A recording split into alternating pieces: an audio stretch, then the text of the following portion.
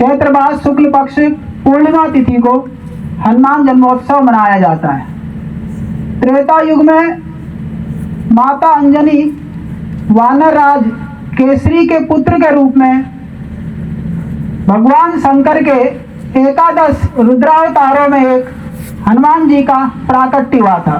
हनुमान जी उस समय माता अंजनी और केसरी ऋषि मतंग के दिशा निर्देश में जो जप तप आराधना कर रहे थे उसके अनुसार वहाँ प्रकट हुए थे हनुमान जी। हर वर्ष हम हनुमान जन्मोत्सव मनाते हैं, अपने महापुरुषों के कार्यक्रम मनाते हैं। इन कार्यक्रमों का महत्व क्या है? हम हनुमान चालीसा का पाठ करते हैं, रामचरितमानस का पाठ करते हैं।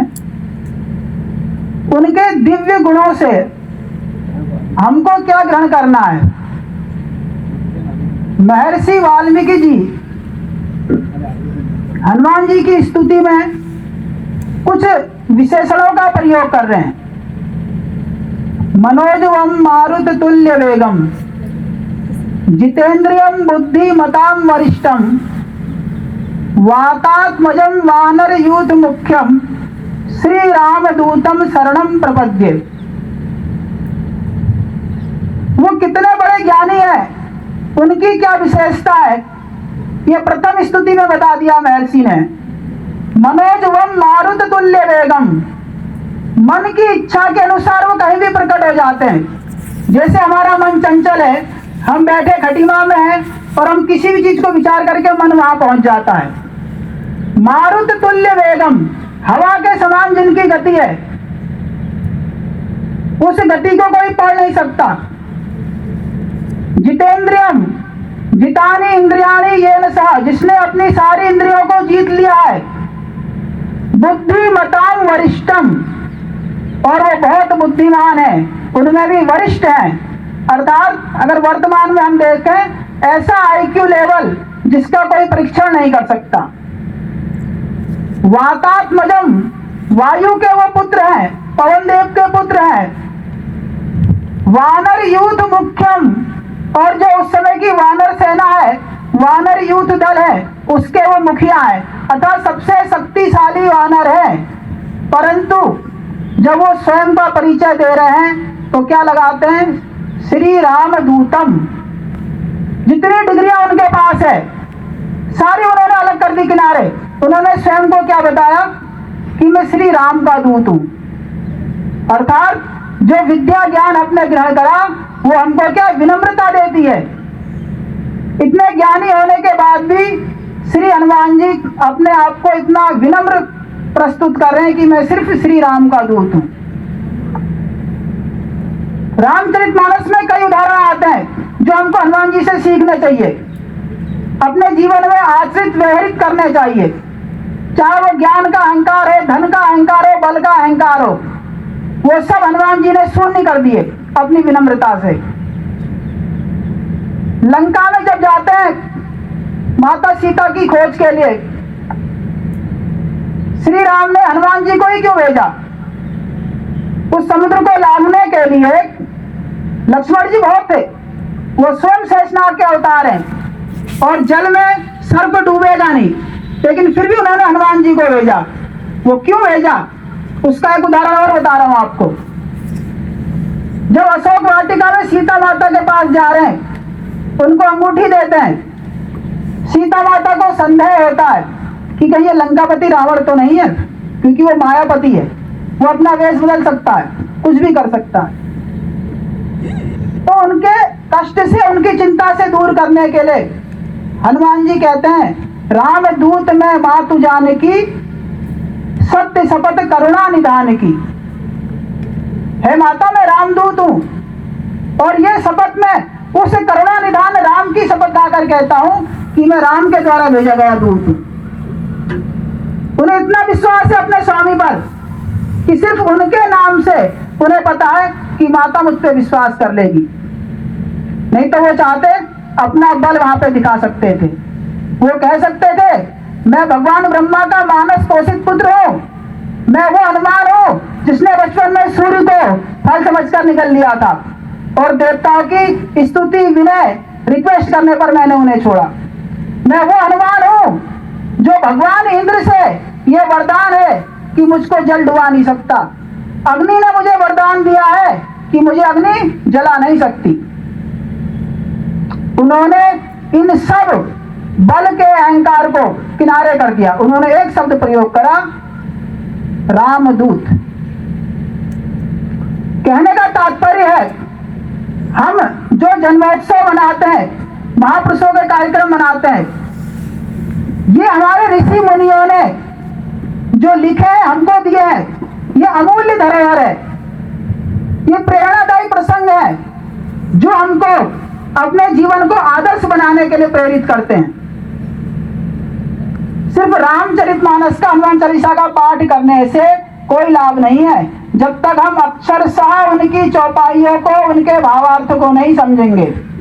और इस युग में सबसे बड़ा अगर कोई ग्रंथ है जिससे हमको प्रेरणा लेनी है तो रामचरितमानस है। श्री राम और हनुमान उसके सबसे विशेष पात्र हैं।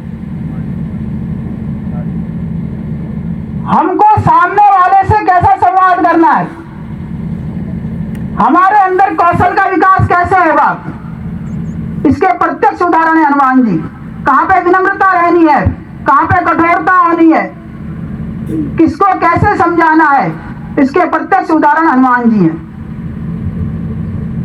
आप जब रामचरितमानस का अध्ययन करेंगे तो वहां पे आपको समझ में आएगा कि हमारे जीवन के अनेक कष्ट ऐसे हैं जो थोड़ी सी सूझबूझ से, थोड़े से दिमाग का सदुपयोग करके, अपने ज्ञान का सदुपयोग करके हम उन कष्टों से निवारण पा सकते हैं।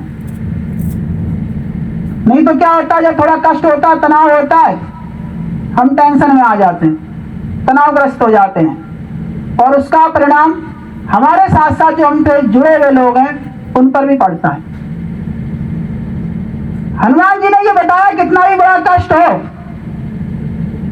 अगर आपका लक्ष्य श्रद्धा से युक्त है तो वो कष्ट आपका कुछ समय के लिए है, धीरे धीरे वो समाप्त हो जाएगा। संवाद कौशल कैसा होना चाहिए, ये हनुमान जी ने बताया। जब राम रावण युद्ध में लक्ष्मण जी को शक्ति लग जाती है, वो मूर्छित हो जाते हैं। वैद्य उन्हें कहते हैं आपको संजीवनी बूटी लानी है, सूर्यास्त हो रहा है, सुबह सूर्योदय से पहले वो संजीवनी बूटी यहां होनी चाहिए, अन्यथा लक्ष्मण जी नहीं बचेंगे। वहां पे फिर राम जी ने हनुमान जी को याद करा, क्योंकि उन्हें पता है एक व्यक्ति ऐसा है जो उस कार्य को कर सकता है, इसलिए संकट मोचन कहा जाता है हनुमान जी को। बड़े से बड़े संकट से जो हमको छुड़ा दे वो है हनुमान जी। संजीवनी बूटी लेने जा रहे हैं हनुमान जी, रास्ते में सूर्य भगवान से मुलाकात होती है, दिन और रात। लेकिन सूर्य यहां हमारे यहां डूब रहा है, लेकिन आकाश में सूर्य उदय रहता है। पृथ्वी की जो परिक्रमा है उसके अनुसार दिन और रात होते हैं। हनुमान जी भगवान सूर्य से विनय कर रहे हैं, उन्हें समझा रहे हैं, बता रहे हैं कि मैं वहां जा रहा हूं लक्ष्मण जी के लिए संजीवनी बूटी लेने। कौन है लक्ष्मण, ये भी बता रहे हैं कि वो आपके वंश का है, सूर्यवंशी राम का छोटा भाई लक्ष्मण, उसके लिए मैं बूटी लेने जा रहा हूं और आपको सुबह होने का इंतजार करना होगा। समय से पहले अगर आप उदित हो गए तो ये ध्यान रखना कि आपके सूर्यवंश का ही एक दीपक मिट जाएगा। पहले विनम्रता से, बड़े आराम से, प्यार से उन्होंने समझाया। फिर हमारे कहावत है ना, सीधी उंगली से घी नहीं निकलता है, उंगली को टेढ़ी भी करना पड़ता है कई बार। बाद में वो बता रहे कि मैं हनुमान कौन हूं। उन्होंने किस प्रकार से उन्हें बताया, इसकी एक विद्वान कवि ने कुछ पंक्तियां लिखी है, उसको मैं आपको बता रहा हूं। हे सूरज इतना याद रहे, हे सूरज इतना याद रहे, संकट एक सूर्यवंशी पर है, लंका के नीच राहु द्वारा आघात दिनेश अंश पर है। मेरे आने से पहले यदि किरणों का चमत्कार होगा तो सूर्यवंश में है सूर्यदेव निश्चित ही अंधकार होगा। आशा है स्वल्प प्रार्थना सच्चे जी से स्वीकारोगे, आतुर की आर्त अवस्था को होकर करुणार्थ निहारोगे। ये पंक्तियां अनुनय विनय की है, रिक्वेस्ट करिए, सूर्य भगवान से समझा रहे हैं कि कौन है क्या है। फिर उनको ये भी पता है कि हो सकता है भगवान सूर्य बहुत शक्तिशाली है, इन्हें घमंड हो जाए कि अरे ये एक बानर क्या मुझे समझाएगा। कई बार हमें होता ना, कहते हैं छोटा मुंह बड़ी बात, छोटा व्यक्ति समझाता तो बड़े को समझ में नहीं आता। तो हनुमान जी ने लास्ट में क्या करा, उन्हें याद दिलाया कि मैं कौन हनुमान हूं। आशा है स्वल्प प्रार्थना सच्चे जी से स्वीकारोगे, आतुर की आर्त अवस्था को होकर करुणार्थ निहारोगे। अन्यथा क्षमा करना दिनकर, अन्यथा क्षमा करना दिनकर, अंजनी तनय से पाला है, बचपन से जान रहे हो तुम ये हनुमत कितना मतवाला है। बचपन से जान रहे हो तुम ये हनुमत कितना मतवाला है। मुख में तुमको धर रखने का, मुख में तुमको धर रखने का फिर वही क्रूर साधन होगा। बंदी मोचन तब होगा जब लक्ष्मण का दुख मोचन होगा। बंदी मोचन तब होगा जब लक्ष्मण का दुख मोचन होगा। अंत में हनुमान जी ने यह भी समझा दिया, मैं वही हनुमान हूं महाराज जिसने मुंह में रख लिया था आपको, आप कुछ नहीं कर पाए थे। तो ये संवाद कौशल है हनुमान जी का कि सामने वाले के लिए कब क्या प्रयोग करना है। ऐसे ही रावण में कई उदाहरण है, हम जब स्वयं उसका अध्ययन करेंगे तो हमें समझ में आएगा कि हमें रामचरितमानस में राम जी से, सीता जी से, लक्ष्मण जी से, हनुमान जी से क्या चीज ग्रहण करनी चाहिए। हमारे ऋषि मुनियों का दार्शनिक जो दृष्टिकोण है बहुत उच्च था। हम सिर्फ धार्मिक रूप से इन ग्रंथों को ले लेते हैं, धर्म के साथ साथ दार्शनिक महत्व बहुत हमारे ग्रंथों का है। अगर हम उस दृष्टि से अपने ग्रंथों को पढ़ेंगे, आश्रित करेंगे तो वास्तव में हमारी, हमारे समाज की, परिवार की उन्नति होगी, इसमें कोई दो राय नहीं है। इसलिए हमको प्रयास करना चाहिए अपने ग्रंथों को पढ़ें और उनमें दी गई बातों को हम अपने आचरण व्यवहार में डालें। इन्हीं शब्दों के साथ अपने वाणी को विराम। ओम श्री हनुमते नमः।